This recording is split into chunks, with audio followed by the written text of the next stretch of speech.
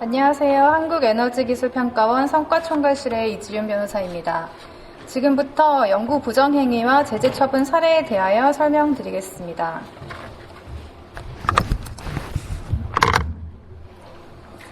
국가 연구개발 사업을 수행하다 보면 사업 계획대로 과제가 잘 추진될 것으로 협약 당시 예상하였던 것과는 달리 연구개발 과정에서 또는 결과적으로 문제가 발생하는 경우가 있습니다.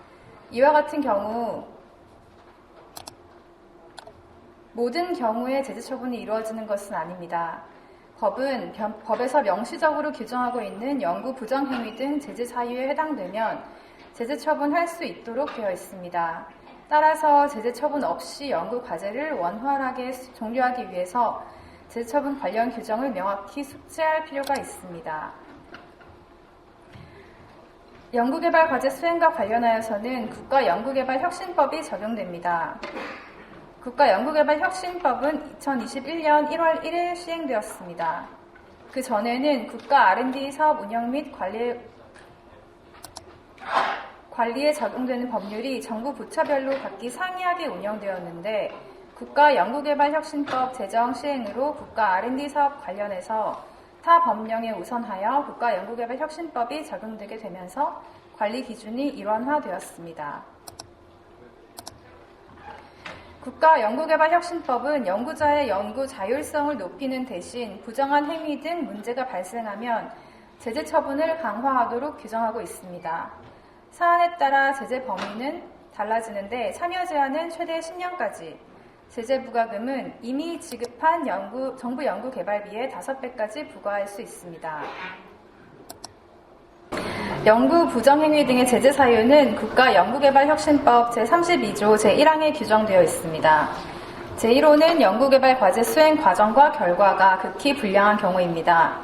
결과만 불량한 것이 아니라 과정도 극히 불량하여야 하므로 연구개발기관은 과제가 목표를 달성하지 못하였다고 하더라도 과정이 극히 불량하지 않음을 소명하면 제재 처분을 받지 않을 수 있으므로 과제를 성실하게 수행하여야 합니다.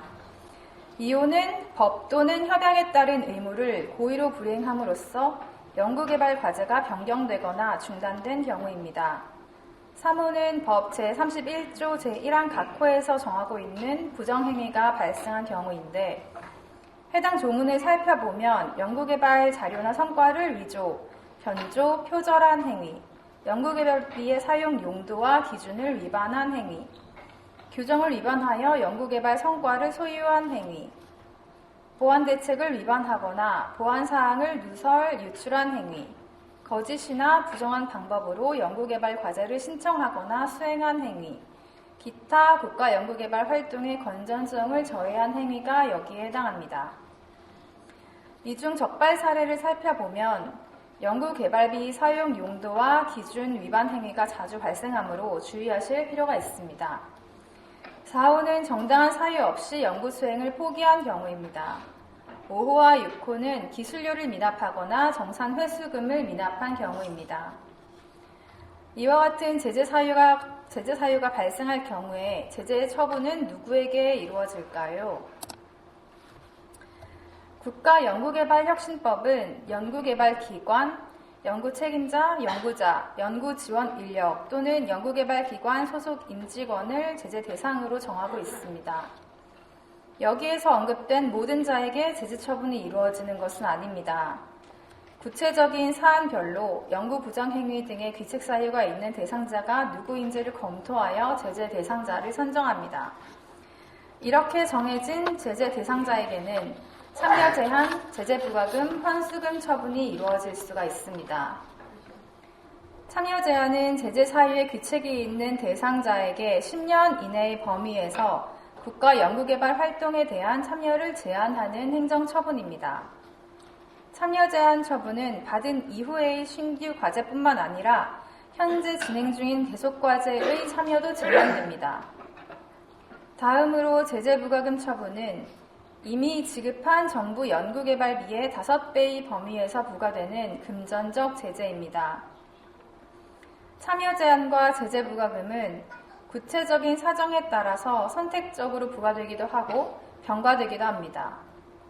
마지막으로 환수금 처분은 연구개발비의 용도의 사용, 즉 유용이 발생한 경우에 협약 주체인 해당 연구개발기관에 부과하는 것으로 정부 연구개발비를 환수하는 것을 그 내용으로 하고 있습니다. 앞에서 설명한 바와 같이 국가연구개발혁신법은 제재 처분을 강화하였는데요. 참여 제한의 경우 과거 신규 과제의 참여만을 제한한 것을 넘어서 진행 중인 연구과제의 참여도 제한을 하고 있습니다. 또한 제재부과금은 과거 연구비 유용의 경우에만 부과하였는데 국가연구개발혁신법은 연구 불량, 중단, 포기 등의 모든 제재 사유에 부과할 수가 있고 기관이 아닌 개인에 대한 제재 근거도 확대하여 규정을 하고 있습니다. 따라서 보다 신중하게 연구 수행에 임할 필요성이 크다고 사료가 됩니다. 제재 처분의 절차도 과제 평가 절차와 제재 처분의 절차로 분리되어서 운영이 됩니다. 제재 처분의 경우 전담기관인 애기평에서 산업부를 대행해서 제재 처분 평가단을 개최하고 사전 통지 대상자들의 요청에 따라서 재검토 절차를 거친 후에 최종 확정됩니다. 여기서 재검토는 산업부로 신청하거나 과기부 산하의 연구자 권익보호위원회에 신청할 수가 있습니다. 재검토 기관을 제재 대상자가 선택할 수 있기 때문에 자신에게 맞는 기관을 선택해서 재검토를 신청하시면 됩니다. 제재 사유별 처분의 수위는 국가연구개발혁신법 시행령 별표 6, 별표 7에 규정이 되어 있습니다. 과정과 결과가 극히 불량한 경우, 협약 불이행에 따른 연구 중단, 연구 수행 포기의 경우에는 참여 제한 2년, 제재 부과금은 기관에게는 정부 연구개발비 전액, 개인에게는 정부 연구개발비 전액의 20%가 부과될 수가 있습니다. 연구비 사용 용도와 사용 기준 위반은 유용한 금액의 규모에 따라서 참여 제한과 제재 부과금 액수가 달라집니다. 기술료와 회수금 미납의 경우에는 참여 제한 처분만 이루어지는데 미납한 금원의 납부 시까지 참여 제한이 이루어집니다. 따라서 제재 처분을 받더라도 바로 납부하게 되면 참여 제한은 해제되게 됩니다. 여기까지 제재 처분과 관련한 국가연구개발혁신법의 규정을 살펴보았습니다. 지금부터는 문제과제 제재 처분의 사례를 살펴보도록 하겠습니다. 해당 사례는 제재 처분에 대한 이해를 돕기 위해 만든 것이기 때문에 특정 기관이나 인물과는 관련이 없습니다. 첫 번째 사례입니다. A사는 정부 연구비 총 10억 원을 지원받아서 과제를 수행하였는데 불성실 수행 판정을 받았습니다. A사는 이에 대하여 과정을 성실하였다고 주장하고 있습니다. 그러나 이 주장은 받아들여지지 않았습니다. 평가 방법이나 실증 목표를 협약 변경 등 전담기관과의 협의 없이 임의로 변경하는 등의 행위가 과제를 평가하는 전문가들이 평가하기에는 전체적으로 과정이 불량하다고 판단하였기 때문입니다. 이 제재 사유로 인하여 연구개발기관과 총괄 연구책임자는 보시는 바와 같이 각각 참여 제한과 제재 부과금 처분을 받았습니다. 주목하실 부분은 사안에 따라 연구 책임자 개인에게도 참여 제한과 제재 부과금이 부과될 수 있다는 것인데요. 연구 책임자들의 역할에 대한 책임의식이 강조된다고 할 것입니다. 다음 사례는 연구개발 과제의 중단과 포기 사례입니다. B사는 연구과제 수행 중 경영 환경의 변화로 연구 수행을 포기하기로 결정하면서 과제가 중단되었습니다. D사는 포기 전까지는 과제를 성실하게 수행했으며 지원받은 연구개발비 전액의 반납 의사를 밝히며 제재 처분을 하지 말아달라는 요청을 하였습니다. 이와 같은 시장 환경의 변화, 경영 악화 등의 사정은 과제 수행을 포기할 정당한 사유에 해당하지 아니하므로 제재 대상에 포함됩니다.